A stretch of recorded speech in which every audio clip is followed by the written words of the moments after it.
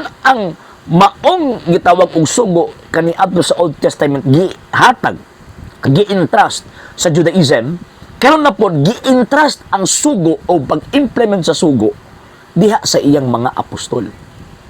So ang question anak karon, kana bang Seventh-day Adventist na may koneksyon sa mga apostol? Walay koneksyon sa mga apostol.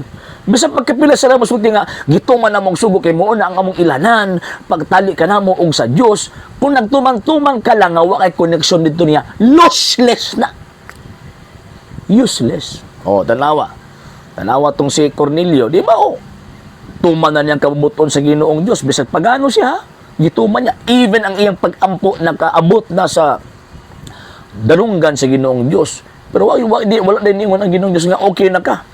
Gipadaan pa og mensahero para tudluan siya.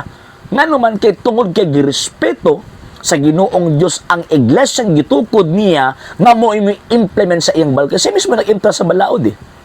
Niining maong gitawag og simbahan. So, mo di pasabot, dapat ang implementer of the law, kanang musulti sa tuwa nga, kamo nakatuman mo, kamo wa mo nakatuman, ang implementer of the law nga musulti sa tuwa, dapat na ay koneksyon sa mga apostol. Question, Seventh-day Adventist, na may koneksyon sa mga apostol? No. Why koneksyon sa mga apostol na sila?